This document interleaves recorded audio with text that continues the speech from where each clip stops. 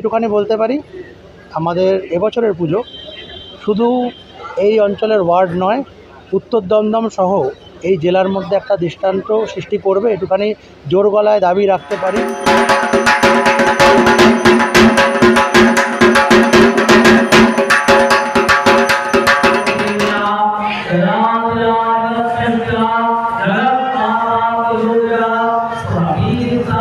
মহা সাড়ম্বরে বিরাটি মহাজাতিনগর সর্বজনীন দুর্গোৎসব কমিটির খুঁটি পুজো অনুষ্ঠিত হল। 16ই আগস্ট জন্মাষ্টমীর সন্ধ্যায় মহাজাতিনগর সাধারণ প্রাঙ্গণে প্রতিষ্ঠিত স্থায়ী দুর্গা মণ্ডপে খুঁটি পুজোকে কেন্দ্র করেছিল যথেষ্ট উৎসাহ উদ্দীপনা।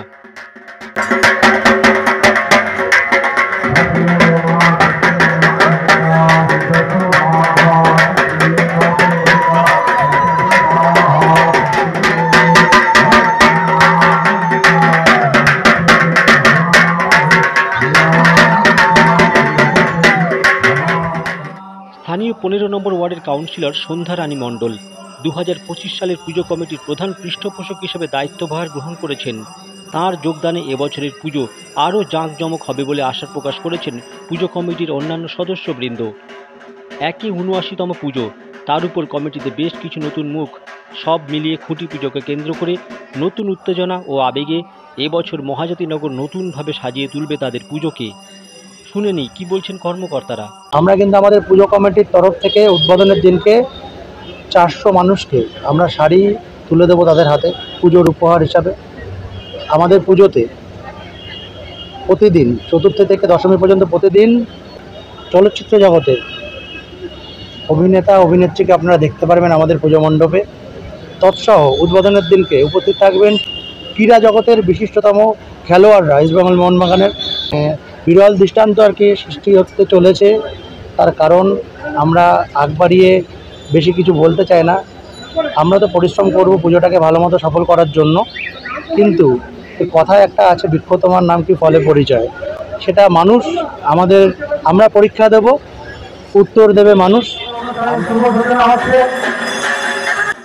জন্মাষ্টমীর সন্ধ্যায় পুজো কমিটি আয়োজিত অনুষ্ঠানে আমন্ত্রিত অতিথি হিসেবে উপস্থিত ছিলেন রাজ্যের অর্থমন্ত্রী চন্দ্রিমা ভট্টাচার্য, পৌরপ্রধান বিধান বিশ্বাস, সিআইসি সদস্য তাপস কর, বিন্দু মাধব দাস, কাউন্সিলর অদিতি মুখার্জি, সমাজসেবী মহারাজ মুখার্জি, রূপালী নায়ার, পিন্টু প্রসাদ সহ অন্যান্য ব্যক্তিবর্গ।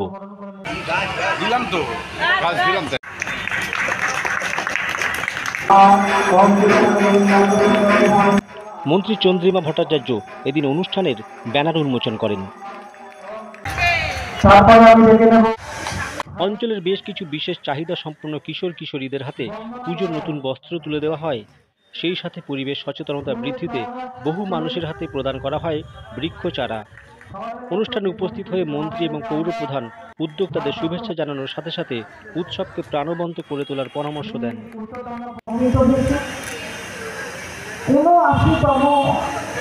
আমি শুনলাম যে এই পুজো এবার হচ্ছে, অর্থাৎ আমরা স্বাধীনতা দিবস পালন করলাম 79তম, তার মানে স্বাধীনতার সময়ের থেকে এই পুজো চলছে। তাহলে এর ঐতিহ্যকেও আমাদের ধরে রাখতে হবে। এই মন্দির প্রাঙ্গণেই পুজো হবে এবং পুজোর খ্যাতি শুধু উত্তর দমদমের মধ্যেই সীমিত নয়, এই পুজোর খ্যাতি জেলাতেও বিস্তৃত।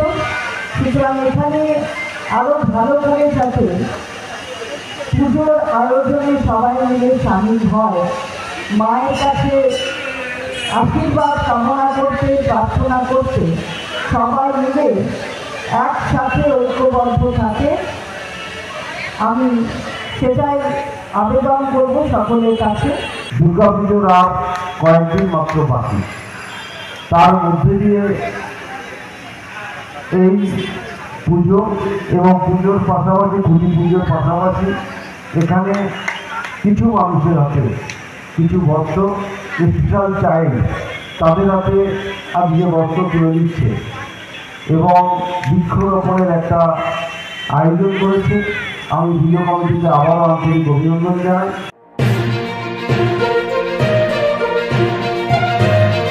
অন্যান্য বারের থেকে এবারে আমাদের প্যান্ডেল এবং পুজোর যে চাকচমক সেটা একটু অন্যরকম। সেটা আশা করছি আপনারা পুজোর উদ্বোধনের দিনে আপনারা সবাই আসবেন, আবারও দেখতে পাবেন।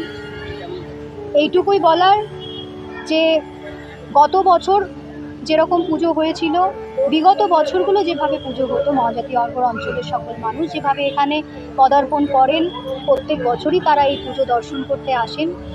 আশা করব এবছর দর্শনার্থীদের সংখ্যা এবং পুজো মণ্ডপকে এমনভাবে সুসজ্জিত করব আমরা, তাদের এলাকাবাসী সকল এই অঞ্চলের মানুষ খুব আনন্দ উপভোগ করবে। আমরা এটুখানি বার্তা পৌঁছাতে চাইছি, যতই মেশিনারি সমাজে অনেকটা এগিয়ে গেছে, কিন্তু আমরা হস্তশিল্পকে প্রায়োরিটি দিচ্ছি। হস্তশিল্প মানুষ, যে সমস্ত গ্রামের মানুষরা কুটির শিল্প, তার উপরই বেস করে আমরা আমাদের মণ্ডপ সাজিয়ে তুলব, যাতে আমাদের মণ্ডপকে কেন্দ্র করে প্রচুর মানুষ তার জীবিকা নির্বাহ করতে পারে। একটা পুজো করলে যেমন শুধু পুজো কমিটির না, প্রচুর মানুষের কিন্তু জীবিকা চলে সেই পুজোর থেকে। তেমনি টেরাকোটা, কুলো, বেত, পাটি, মাদুর আপনি দেখতে পারবেন মণ্ডপে। টোটালটাই কোনো মেশিন মেড কিছু থাকবে না, টোটালটাই হস্তশিল্পের উপরে আমাদের পুজো ফুটিয়ে তুলব আমরা।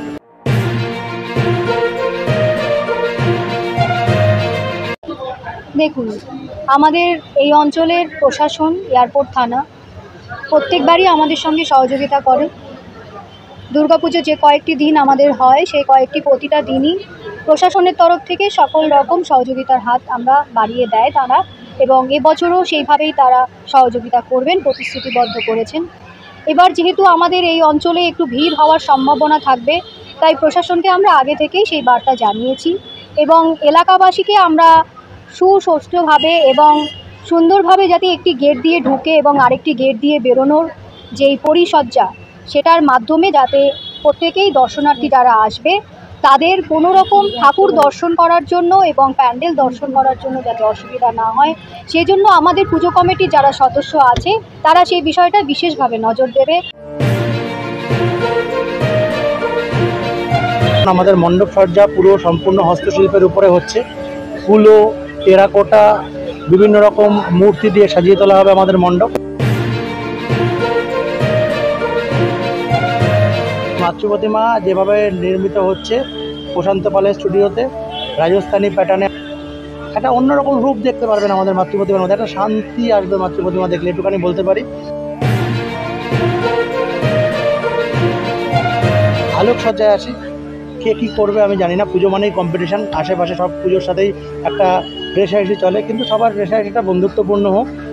10খানা গেট হচ্ছে এবার মহাদিনগরের দুর্গাপুজো, যেটা কোনোদিনও 79তম বছরে একটা গেট কোনোদিনও হয়নি।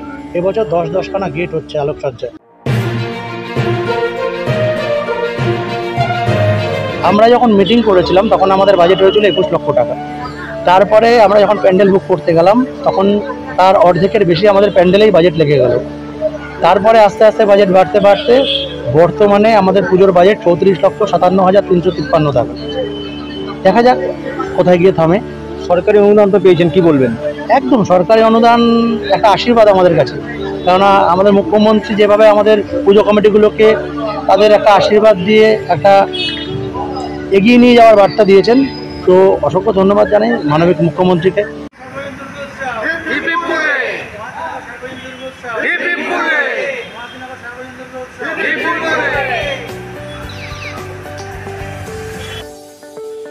PM Star 24-এ পিন্টু মাইতির রিপোর্ট, বিরাটি।